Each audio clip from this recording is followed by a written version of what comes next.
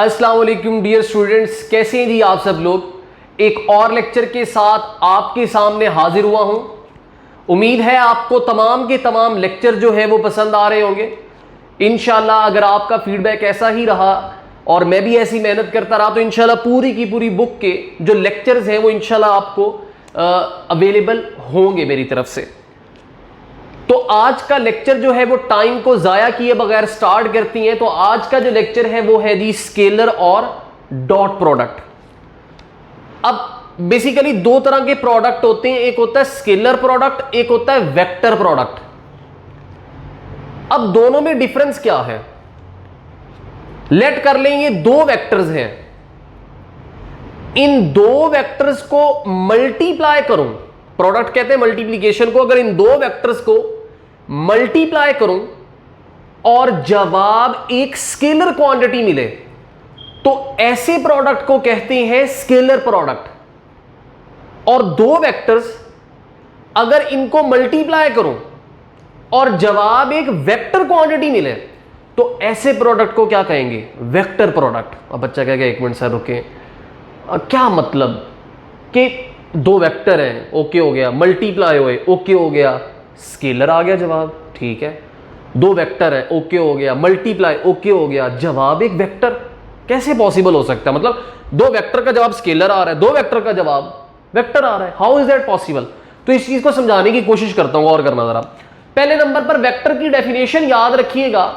Vector को define करने का क्राइटेरिया क्या था या डिसाइड करने का तरीकेकार क्या है, हर वो क्वांटिटी जिसको मुकम्मल तौर पर बयान करने के लिए डायरेक्शन जरूरी हो वो वेक्टर है। वो क्या है, वेक्टर है। तो और करना जरा।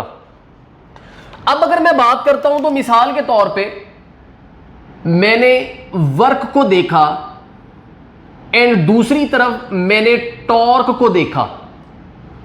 अब मैंने कहा जी कि वर्क को मुकम्मल तौर पर बयान करने के लिए डायरेक्शन की जरूरत नहीं होती। मजदूर मजदूरी करता है, वो काम का डायरेक्शन नहीं बता रहा होता, वो कहता है यार मैंने आज इतना काम इस डायरेक्शन में किया। नहीं, आप कोई भी काम करते हैं तो उसको मुकम्मल तौर पर बयान, आप ये कहोगे कि मैंने आज 1000 जाउल का वर्क किया। आप 1000 जाउल का जब वर्क डन कर रहे हो तो आपकी बात काफी है। अब यहां पर डायरेक्शन बताने की जरूरत नहीं है, अगला पूछेगा भी नहीं आपसे। तो ये बात याद रखनी है कि हमने यहीं से नतीजा निकाल लिया कि वर्क एक स्केलर है। वर्क एक स्केलर है क्योंकि इसको मुकम्मल तौर पर बयान करने के लिए डायरेक्शन का होना जरूरी नहीं है। फिर आ गया टॉर्क। हमने कहा जी कि टॉर्क जो है ये टर्निंग इफेक्ट ऑफ फोर्स है, तो इसको मुकम्मल तौर पर बयान करने के लिए डायरेक्शन का होना जरूरी है। वर्क के लिए मुकम्मल तौर पर डिस्क्रिप्शन के लिए डायरेक्शन का जरूरी नहीं, तो वर्क स्केलर। टॉर्क को मुकम्मल तौर पर बयान करने के लिए डायरेक्शन का होना जरूरी है। डायरेक्शन अगर नहीं होगी तो हम टॉर्क को मुकम्मल तौर पर बयान नहीं कर सकते। तो इस वजह से हमने पहले से ही डिसाइड कर लिया कि वर्क क्या है, वो स्केलर है, टॉर्क क्या है, वेक्टर है। अब अगली बात हमने कहा अच्छा चलो ये तो चेक करें वर्क किस पे डिपेंड करता है, फोर्स पे एंड डिस्प्लेसमेंट पे, दोनों के दोनों वेक्टर है।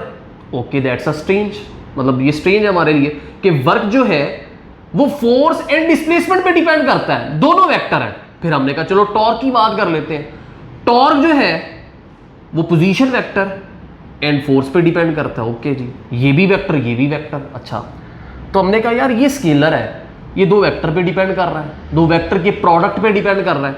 ये वेक्टर है, ये भी दो वेक्टर के प्रोडक्ट पे डिपेंड कर रहा है। तो हमने कहा क्यों ना अब यहां पर इनको डिफरेंशिएट कर देते हैं। हमने कहा कि अब ये जो प्रोडक्ट है ये बेसिकली आगे वर्क बना रहा है तो वर्क स्केलर है, तो हमने इस बेसिस के ऊपर इनके प्रोडक्ट को नाम दे दिया स्केलर प्रोडक्ट का। और जबकि ये दो वेक्टर थे ये आगे वेक्टर बना रहे थे, तो इस बेसिस के ऊपर हमने इनको किसका नाम दे दिया, वेक्टर प्रोडक्ट का। और निशानी के तौर पर यहां पर प्रोडक्ट का डॉट का साइन इस्तेमाल कर लिया और यहां पर क्रॉस का। इस वजह से scalar product co dot product कहती है एंड इसी वजह से हम वेक्टर प्रोडक्ट को क्रॉस प्रोडक्ट कहते हैं। आप ये साइन इंटरचेंज नहीं कर सकते, आप स्केलर में हमेशा डॉट का साइन इस्तेमाल करोगे मल्टीप्लीकेशन के लिए एंड वेक्टर मतलब वेक्टर प्रोडक्ट में हमेशा क्रॉस का साइन। तो पॉइंट क्या था कि स्केलर पहले से डिसाइडेड है कि कौन स्केलर है कौन वेक्टर है, तो जब बाद में हमने उनकी डिपेंडेंस चेक की तो ऐसी क्वांटिटीज जो दो वेक्टर, मतलब ये पहले से डिसाइडेड वर्क क्या स्केलर है, तो जब हमने इनकी डिपेंडेंस चेक की तो ये दो वेक्टर पे डिपेंड करता था, तो इस बेसिस पे हमने इसको नाम दे दिया स्केलर प्रोडक्ट का, और इन दोनों का रिजल्टेंट वेक्टर था तो इस बेसिस पे हमने इसको किसका नाम दे दिया, क्रॉस प्रोडक्ट का या वेक्टर प्रोडक्ट का नाम दे दिया। अब तो उम्मीद है आपको ये बात समझ में आ गई होगी। अक्सर बच्चों को ये कंफ्यूजन होती है यार कि कैसे है, मतलब तो ये सिंपल सा था, मतलब डिसाइडेड पहले से ही है, हमने जस्ट उसको अलग से नाम दे दिया, अलग से कैटेगरी बना दी हमने इसकी। अब देखिएगा जरा, तो स्केलर प्रोडक्ट क्या है, if the product of two vectors result in a scalar quantity, result in a scalar quantity, then such a product is called scalar product। और अगर मैं इसको लिखने की कोशिश करता हूं तो लिखने की कोशिश किस तरह से होगा कि a dot B is equal to A B cos of theta. तो ये हमारे पास आ गया जी डॉट प्रोडक्ट, ये हमारे पास आ गया डॉट प्रोडक्ट। अब अक्सर लोग पूछते हैं यार ये कहां से आया, कॉज कैसे आ गया, तो गौर करना। अब अगर मैं बात करता हूं तो ये तो था मैथमेटिकली, अब मैं इस चीज का फिजिकल इंटरप्रिटेशन देखता हूं। फिजिकल इंटरप्रिटेशन से मुराद ये है कि अब मैं ये देखता हूं कि दो वेक्टर्स का अगर मैं डॉट प्रोडक्ट लेना चाहता हूं तो फिजिकली उसको कैसे बयान करूंगा। दो वेक्टर है कोई से भी, अगर मैं उनका डॉट प्रोडक्ट लेना चाहता हूं तो उनको फिजिकली कैसे बयान करूंगा, तो और करना जरा, लेट कर लो। आप करना चाह रहे थे ए डॉट बी, तो ऐसी सिचुएशन में ए डॉट बी करने का तरीकेकार क्या है फिजिकली, कि आप दोनों के दोनों वेक्टर्स को जिनका आप डॉट प्रोडक्ट लेना चाहते हो उनको एक कॉमन ओरिजिन के ऊपर इकट्ठा कर दूंगा। जिन दो वेक्टर्स का डॉट प्रोडक्ट लेना चाहता हूं उन दोनों के दोनों वेक्टर्स को एक कॉमन ओरिजिन के ऊपर इकट्ठा कर दूंगा। उसके बाद जो पहला वेक्टर है, अब पहला वेक्टर ए है तो उसका क्या लूंगा, मैग्नीट्यूड ऑफ वेक्टर ए, कि पहले वेक्टर का सिर्फ मैग्नीट्यूड लूंगा एंड मल्टीप्लाई बाय जो दूसरा वेक्टर है उसका क्या करूंगा, magnitude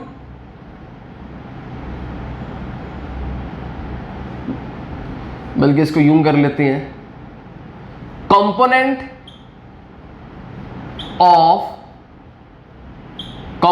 of vector B in the direction of vector ए। तो अब इसका मतलब क्या, गौर करना जरा, कि मैं ए डॉट बी करना चाह रहा था, ए डॉट बी, तो जो पहला वेक्टर है इसका लूंगा मैग्नीट्यूड, जो ए है इसका मैग्नीट्यूड ऑफ ए। अब जो दूसरा वेक्टर बी है ये एंगल बना रहा है वेक्टर ए के साथ, ये क्या बना रहा है, एंगल बना रहा है वेक्टर ए के साथ थीटा। तो जाहिर सी बात है, मैंने आपको रेजोल्यूशन ऑफ वेक्टर समझाया था कि रेजोल्यूशन ऑफ वेक्टर क्यों करते हैं, ताकि उसकी इफेक्टिव वैल्यू दरियाफ्त की जा सके, मालूम की जा सके। तो गौर करना जरा, तो वेक्टर बी जो है अब मैं क्या करूंगा, इसको इसके कंपोनेंट में रिजॉल्व कर दूंगा। कंपोनेंट में रिजॉल्व करने का तरीकेकार भी आपको समझाया था कि वेक्टर बी का साया देखूंगा ए के ऊपर। अब थीटा के जो सामने वाला होगा, ये बात याद रखनी है, थीटा के सामने वाला जो कंपोनेंट होगा ये साइन होगा हमेशा, थीटा के सामने वाला साइन आ गया, और जो जाहिर सी बात है नीचे वाला होगा वो कौन सा होगा, कॉज ऑफ थीटा। तो एक कंपोनेंट ये आ गया, एक कंपोनेंट ये आ गया। तो अब गौर करना जरा, क्या लिखा है कि ए डॉट बी करना है, तो पहले वेक्टर का मैग्नीट्यूड, दूसरे वेक्टर का वो कंपोनेंट जो पहले की डायरेक्शन में हो। अब बी साइन थीटा जो है वो पहले वेक्टर के यानी कि ए के परपेंडिकुलर है, तो बी साइन थीटा वो कंपोनेंट नहीं हो सकता। मैंने क्या लिखा हुआ, component of vector B in the direction of A, तो वो कौन सा है, B cos of theta. B cos of theta, B cos theta वो कंपोनेंट जो ए की डायरेक्शन में है।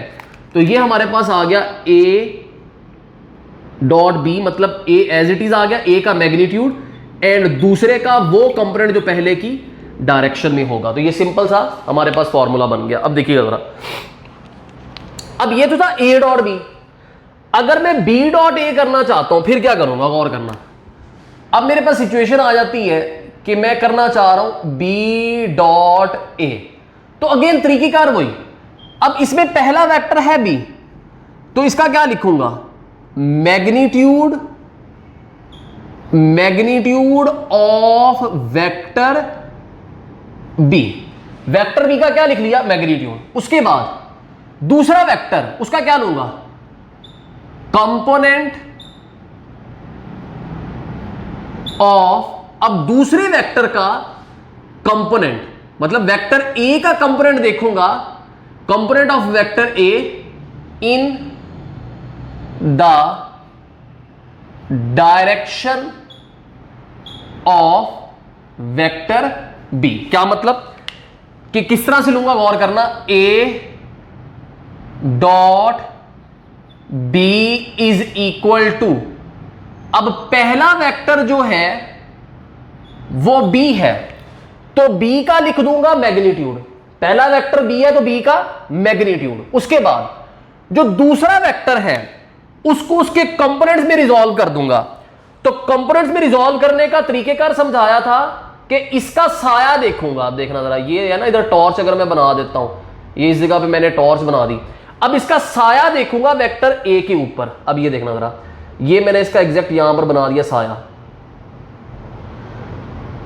अब ये और करना जरा, तो मैंने वेक्टर ए का प्रोजेक्शन देखा, साया देखा बी के ऊपर, इधर से टॉर्च मारी, इसका साया बन गया वेक्टर बी के ऊपर। तो और करना, अब मैंने क्या कहा था, थीटा के सामने वाला, बच्चों को कंपोनेंट्स रिजॉल्व करने में मसला होता है, तो अंडरस्टूड सा रख लो कि थीटा के सामने वाला, निशानी बता दिया आपको, थीटा के सामने वाला जो होगा वो साइन कंपोनेंट हो जाएगा। मतलब वेक्टर ए का साया देखा बी के ऊपर, तो थीटा के सामने वाला कौन सा कंपोनेंट, साइन।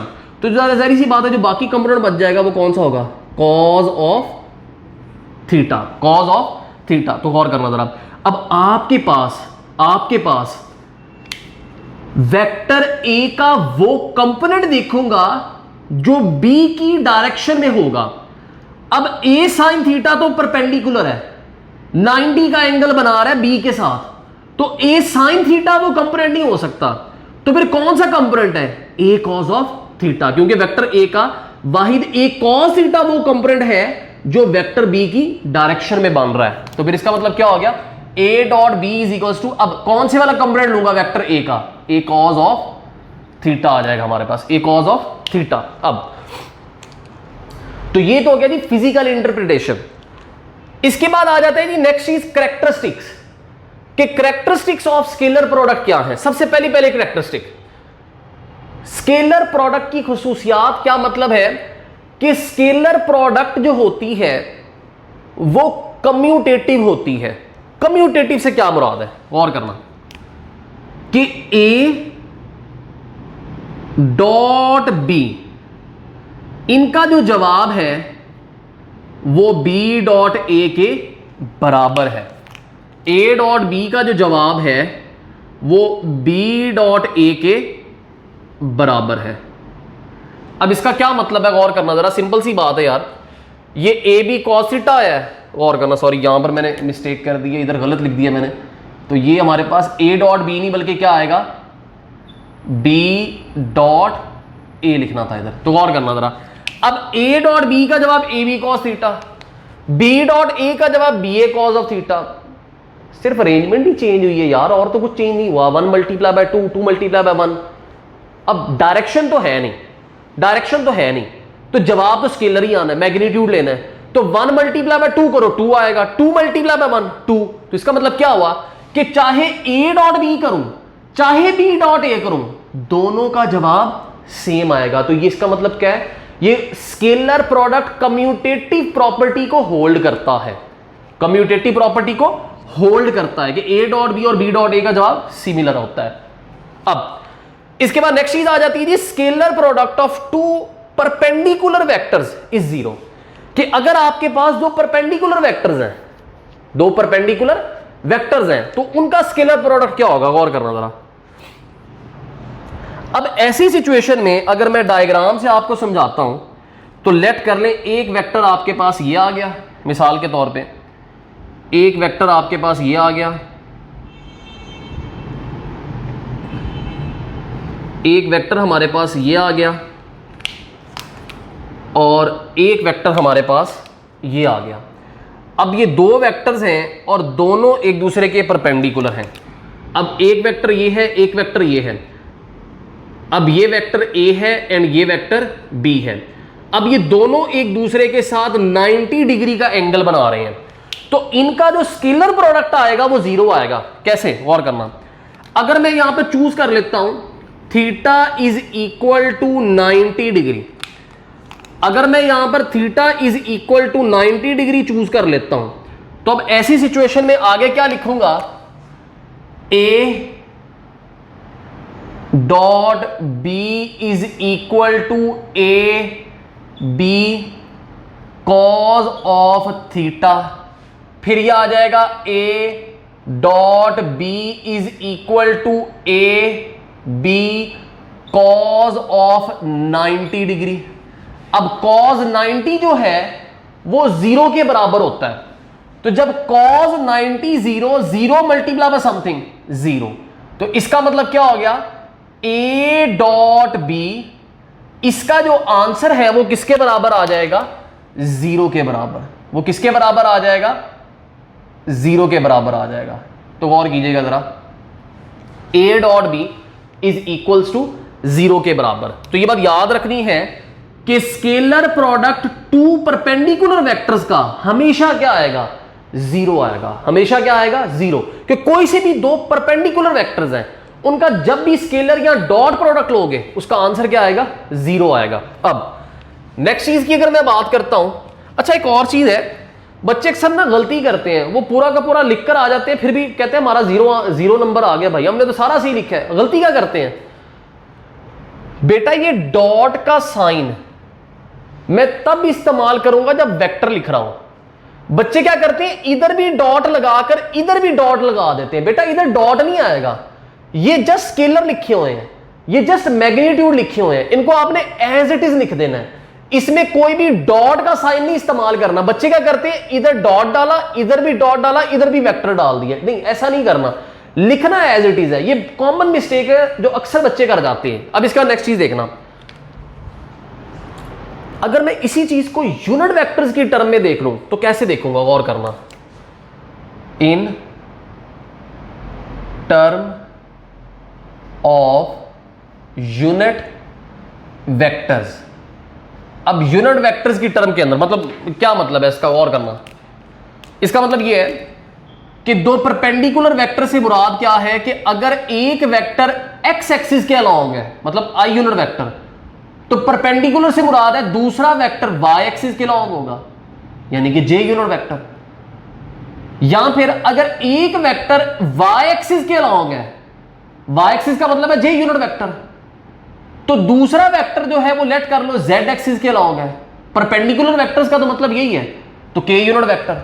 या फिर अगर एक वेक्टर जेड एक्सिस के अलॉन्ग है, के यूनिट वेक्टर, और एक वेक्टर एक्स एक्सिस के अलॉन्ग है, तो आई यूनिट वेक्टर। आसान लफ्जों में अगर आप परपेंडिकुलर वेक्टर्स की बात करते हैं तो एक्स वाई जेड, मतलब आई जे के आई, तो इन सब का जो डॉट प्रोडक्ट आएगा वो किसके बराबर होगा, जीरो के बराबर होगा। तो ये चीज याद रखनी है, ये कॉमन सी एमसीक्यूज है। इसकी हर कैरेक्टरिस्टिक जो है वो एमसीक्यू बन सकती है, हर कैरेक्टरिस्टिक जो है वो शॉर्ट क्वेश्चन में भी आ सकती है, और इटसेल्फ जो है ये लॉन्ग क्वेश्चन है। तो गौर करना, तो स्केलर प्रोडक्ट दो परपेंडिकुलर वेक्टर्स का किसके बराबर है, जीरो के बराबर। किसके बराबर है, जीरो के बराबर। तो इनके स्केलर प्रोडक्ट का अगर मैं यूनिट वेक्टर्स का भी अगर मैं डॉट प्रोडक्ट देखूंगा तो वो भी जीरो के बराबर आ जाएगा। अब नेक्स्ट चीज आ जाती है जी, scalar product of two parallel और anti parallel vector is maximum. दो पैरेलल या एंटी पैरेलल वेक्टर का स्केलर प्रोडक्ट क्या है, मैक्सिमम है। अब वो कैसे, गौर करना जरा। सबसे पहले नंबर पर मैं ले लेता हूं जी theta is equals to theta is equals to 0 degree. अच्छा एक और चीज, ये मिनिमम कंसीडर होगा, ये क्या कंसीडर होगा, मिनिमम, कि दो परपेंडिकुलर वेक्टर्स का जो स्केलर प्रोडक्ट है वो मिनिमम होता है। अब गौर करना, अगर थीटा 0 डिग्री के बराबर है तो 0 डिग्री का मतलब क्या है कि अगर एक वेक्टर ये है और दूसरा वेक्टर ये है, दो पैरेलल वेक्टर्स हैं, दो पैरेलल वेक्टर के अगर एक वेक्टर है ए, दूसरा वेक्टर है बी, तो दोनों एक दूसरे के पैरेलल हैं, तो ऐसी सिचुएशन में इनका डॉट प्रोडक्ट क्या आएगा, A dot B is equals to A B cos of theta. तो ये आ जाएगा A B cos of 0 degree, and cos 0 जो है वो 1 के बराबर आता है, तो फिर A dot B is equal to, अब कॉस 0 का आंसर 1 आ गया, तो बाकी क्या बच गया, ए बी। तो ये मैक्सिमम कंसीडर होगा, और किसी भी वैल्यू के लिए कॉस का आंसर 1 नहीं होता, वो लेस देन 1 होता है। तो जब लेस देन 1 से आप मल्टीप्लाई करोगे तो जवाब पहले से छोटा आ जाएगा। तो ये चीज याद रखनी है कि दो वेक्टर्स का जो पैरेलल हो उनका स्केलर प्रोडक्ट का आंसर क्या आता है, मैक्सिमम आता है। क्या आता है, मैक्सिमम आता है। अब इसी तरह से अगर होते दो एंटी पैरेलल वेक्टर्स, तो एंटी पैरेलल वेक्टर्स का मतलब क्या है, एंगल होगा 180 डिग्री। अब एंगल जो है ये 180 डिग्री है, इसका मतलब क्या है, एंगल 180 डिग्री होने का मतलब क्या है, गौर करना जरा। अगर एंगल 180 डिग्री है तो ऐसी सिचुएशन में हमारे पास क्या चीज आ जाएगी कि A dot B is equals to A B cos of 0, sorry cos of theta. अब एंटी पैरेलल वेक्टर्स हैं, इसका मतलब यह है कि अगर एक वेक्टर ये है, अगर एक वेक्टर ये है तो दूसरा वेक्टर जो है वो इसके एंटी पैरेलल है। ये सिचुएशन है कि अगर एक वेक्टर ये है और एक वेक्टर जो है वो ये है, ये वेक्टर है ए एंड ये वेक्टर है बी, तो इनके दरमियान जो एंगल बन रहा है वो कितना बन रहा है, 180 डिग्री, 180 डिग्री। तो अब ऐसी सिचुएशन में मेरे पास क्या चीज आ जाएगी, A dot B is equals to A B cos of 180 degree. अब कॉज 180 डिग्री का जो आंसर है ये बराबर होता है -1 के, तो आंसर फाइनल क्या आ जाएगा, -a b के बराबर। तो अब सिंपल सी आपने बात जो है वो याद रखनी है कि दो पैरेलल या एंटी पैरेलल वेक्टर्स का जो डॉट प्रोडक्ट है वो मैक्सिमम होता है। अब बच्चा इस चीज पर ना कंफ्यूज भी होता है, वो कहता है सर नेगेटिव का मतलब मिनिमम नहीं होना चाहिए, वो कहता है 0 की बजाय नेगेटिव। ये बात याद रखना है, किसी भी चीज का मैग्नीट्यूड कभी भी नेगेटिव नहीं हो सकता, मैग्नीट्यूड हमेशा पॉजिटिव होता है। तो ये नेगेटिव का साइन बेसिकली मैग्नीट्यूड के साथ नहीं है, ये बात ध्यान से याद रख लें कि मिसाल के तौर पे बेटा यहां पर जो ए बी कॉस थीटा ये मैग्नीट्यूड है, तो कभी भी किसी भी वेक्टर का मैग्नीट्यूड नेगेटिव नहीं हो सकता। ये नेगेटिव का साइन बता क्या रहा है, जस्ट इतना कि जिन दो वेक्टर्स का डॉट प्रोडक्ट ले रहे थे वो एक दूसरे के एंटी पैरेलल हैं। वो क्या है, एंटी पैरेलल हैं। ये चीज आपने याद रखनी है कि कभी भी दो वेक्टर्स का, सॉरी, अगर मैग्नीट्यूड के साथ नेगेटिव का साइन आ रहा है तो ये मतलब नहीं होगा वो मैग्नीट्यूड नेगेटिव है, उसका मतलब ये है कि वहां पर जो नेगेटिव का मतलब ये होगा कि जो वेक्टर थे वो एक दूसरे के एंटी पैरेलल, तो ये भी मैक्सिमम कंसीडर होगा एंड ये आंसर भी मैक्सिमम। तो स्केलर प्रोडक्ट मिनिमम कब होता है, जब आंसर 0 आता है, मतलब परपेंडिकुलर वेक्टर। तो स्केलर प्रोडक्ट पैरेलल या एंटी पैरेलल वेक्टर्स का मैक्सिमम कंसीडर होगा। अब इसी चीज को अगर देख लेता हूं इन टर्म ऑफ यूनिट वेक्टर्स, तो अगर इन टर्म ऑफ यूनिट वेक्टर्स लिखता हूं तो सिंपल सी बात है, अब पैरेलल का मतलब क्या है, आई डॉट आई, मतलब similar, same direction x axis, या फिर वाई एक्सिस तो जे डॉट जे, या फिर जेड एक्सिस तो के डॉट के बराबर। तो इन सब का आंसर मैक्सिमम आएगा। तो यूनिट वेक्टर्स का जो मैक्सिमम आंसर है मल्टीप्लिकेशन के बाद वो कितना आ सकता है, 1 आ सकता है। तो दैट्स इट। तो ये हमारे पास आ गया जी in term of unit vectors. अब आ जाता है जी self scalar product of a vector. इसका क्या मतलब, एक वेक्टर है ए, इसका मैं खुद के साथ ही डॉट प्रोडक्ट ले लेता हूं। एक वेक्टर है ए, इसका मैं खुद के साथ ही डॉट प्रोडक्ट ले लेता हूं। तो ए डॉट ए, अब ए डॉट ए तो यह आ जाएगा ए कॉज ऑफ थीटा। अब ये एक वेक्टर है, ये एक वेक्टर है, आप हो गए वही तो वेक्टर है। तो फिर इस वेक्टर का खुद के साथ कितने एंगल है, 0 डिग्री। तो एक वेक्टर का खुद के साथ एंगल कितना हो गया, 0 डिग्री। तो जब मैं यहां पर 0 डिग्री पुट करने की कोशिश करूंगा तो ये मेरे पास क्या चीज बन जाएगी, यह आ जाएगा जी A dot A is equals to A square, A multiply by A square and cos of 0 degree. तो ये मेरे पास आ जाएगा A dot A is equals to cos 0 का आंसर 1 के बराबर। कॉस 0 1 आ गया, तो फाइनल आंसर ये आ गया। और इसको पढ़ूंगा कैसे, self scalar product of a vector. एक वेक्टर का खुद के साथ सेल्फ स्केलर प्रोडक्ट वो किसके बराबर है, स्क्वायर ऑफ इट्स मैग्नीट्यूड। उसके मैग्नीट्यूड के स्क्वायर के बराबर होगा, उसके मैग्नीट्यूड के स्क्वायर के बराबर होगा। तो ये सिमिलर स्टेटमेंट जो है वो एमसीक्यू में पूछी जा सकती है। The self scalar product of a vector is equals to square of its magnitude आ जाता है। अब इसके बाद आगे देखते हैं जी। अच्छा बेटा, इसके बाद अब नेक्स्ट पॉइंट जो है वो हमारे पास आ जाता है कि अगर हमारे पास एक वेक्टर है a is equal to A X I unit vector plus A Y J unit vector plus A Z K unit vector, and दूसरा वेक्टर जो है वो है B X I unit vector plus B Y J unit vector plus B Z K unit vector. अब इन दो vectors का dot product कैसे लेंगे, मतलब पहला सिचुएशन तो ये है कि अगर तो आपको दो वेक्टर दे दिए जाते हैं, एंगल दे दिया जाता है, तो a dot B is equal to A B cos of theta लगाओगे जवाब निकल आएगा। मतलब a का मैग्नीट्यूड लोगे, b का मैग्नीट्यूड लोगे, एंगल पुट करोगे जवाब निकल आएगा। अगर वो आपको एंगल नहीं बताता, अगर एंगल नहीं बताता, वो जस्ट ये दो वेक्टर दे देता है, वो कहते हैं कि इन दो वेक्टर्स का डॉट प्रोडक्ट लेकर दिखाओ। तो कैसे लेंगे डॉट प्रोडक्ट वो जरा देखते हैं जी। तो और करना जरा नाउ, अब मैं लेना चाह रहा हूं इन दो वेक्टर्स का डॉट प्रोडक्ट। तो बिल्कुल सिंपल सा तरीका है कि किस तरह से इन दो वेक्टर्स का डॉट प्रोडक्ट लूंगा।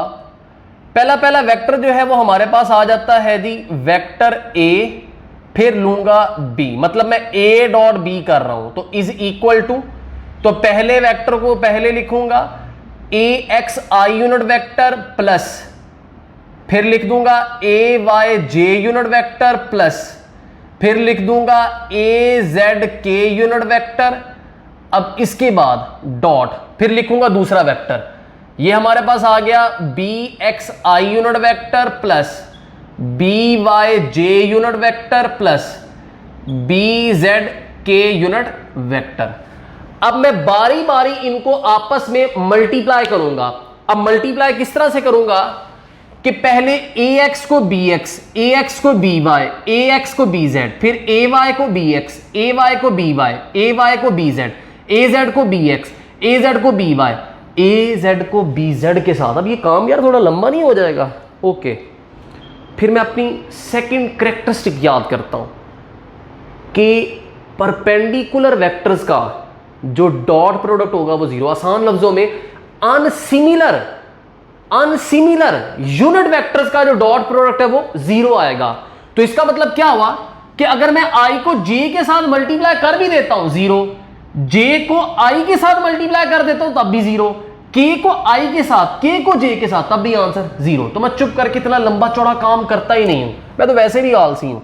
तो मैं चुप करके क्या काम करता हूं, मैं सिमिलर यूनिट वेक्टर्स को मल्टीप्लाई कर देता हूं। मतलब मैं क्या करता हूं, मैं ax को bx के साथ मल्टीप्लाई कर देता हूं। तो ये मेरे पास आ जाएगा ax bx। ओके हो गया। आई डॉट आई आ गया 1, ओके खत्म हो गया। अब इसके बाद मैं मल्टीप्लाई कर देता हूं ए वाई को बी वाई के साथ, तो ये मेरे पास आ गया plus A Y B Y. अब जे डॉट जे बी 1 आ गया, ओके हो गया। अब इसके बाद ए जेड को बी जेड के साथ, तो प्लस ये मेरे पास आ गया ए जेड बी जेड और के डॉट के 1 के बराबर आ गया। तो ये मेरे पास आ गया सिंपल सा मेथड कि अगर वो दो वेक्टर दे देता है और आपको कहता है कि इनका डॉट प्रोडक्ट निकाल कर दिखाएं, तो आप चुप करके उनके जो x वाले कंपोनेंट है उनको आपस में मल्टीप्लाई करो, y वालों को आपस में, z वालों को आपस में, और जो उनका प्रोडक्ट का आंसर है उनको आपस में ऐड कर दो, उनको आपस में ऐड कर दो।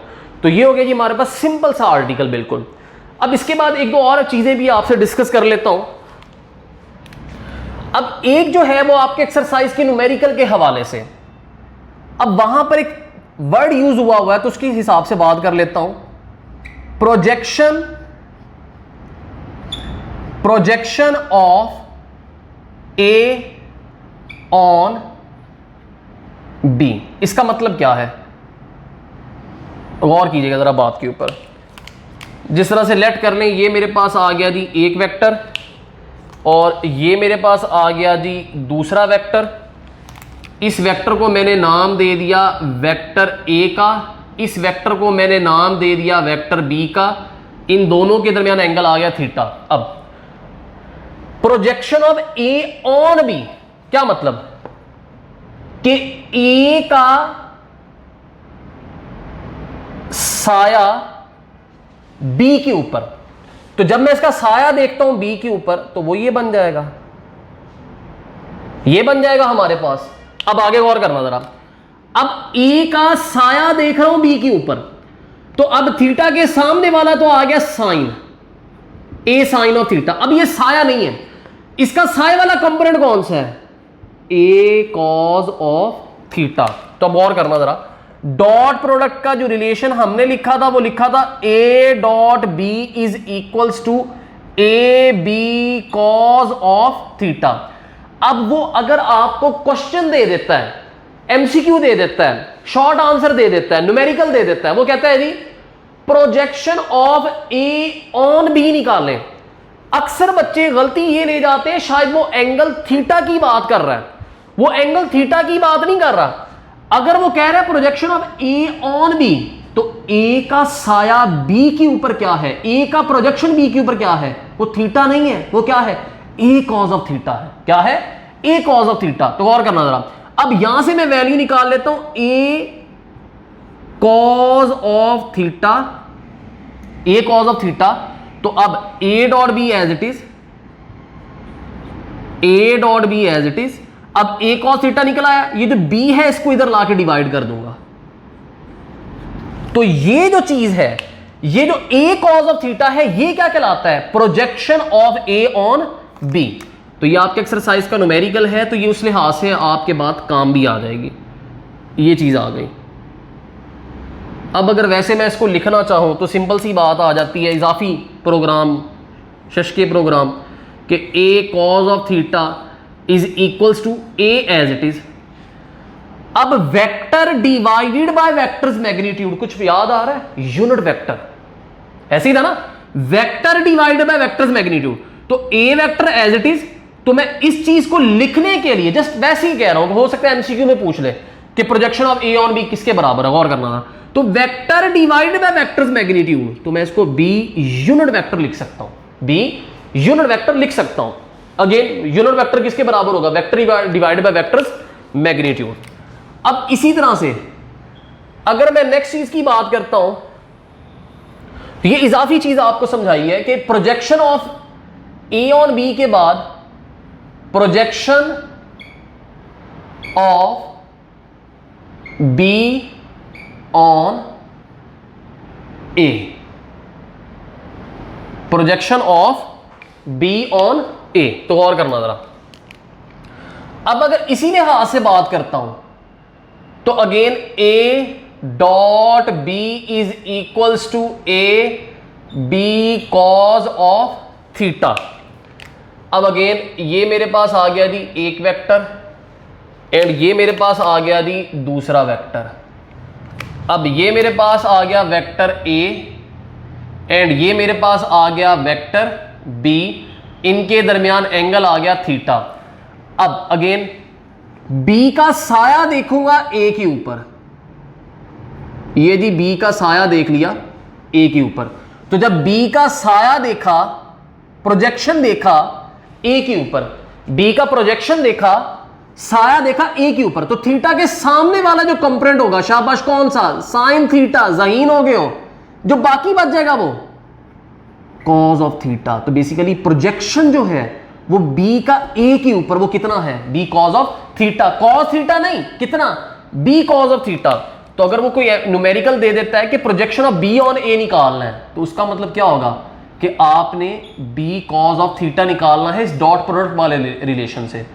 तो वो आ जाएगा ए डॉट बी और ए इसके नीचे आके डिवाइड हो जाएगा। ए यहां पर मैग्नीट्यूड है, मतलब उन दोनों वेक्टर्स का डॉट प्रोडक्ट लेके ए के मैग्नीट्यूड से क्या कर दोगे, डिवाइड कर दोगे। ये चीज आ गई हमारे पास। अब अगेन शशके वाली बात अगर करता हूं मैं, तो ये आ जाएगा B cos of theta is equals to vector divided by vectors magnitude, unit vector and vector B as it is. तो इसको ऐसे भी लिख सकता हूं अगर लिखना चाहूं तो। अब चंद एक वैसे बातें बता देता हूं आपको। वो कोई सा भी आपको ना एमसीक्यू या न्यूमेरिकल दे देता है या शॉर्ट क्वेश्चन, वो आपको क्या कहता है, भाईजान ये दो वेक्टर हैं, दो वेक्टर हैं। वो ये नहीं कह रहा कि ऐड कर रहे हैं इनको, वो ये भी नहीं कह रहा सब्ट्रैक्ट कर रहे हैं, वो सिर्फ इतना कह रहा है ये दो वेक्टर हैं। उसने ये नहीं बताया कि एडिशन है सब्ट्रैक्शन है, क्या कर रहे हो। वो आपको क्या कह देता है, ये दो वेक्टर हैं, इनका एंगल कितना है आपस में। अब बच्चा कंफ्यूज हो जाता है, यार कैसे निकालें।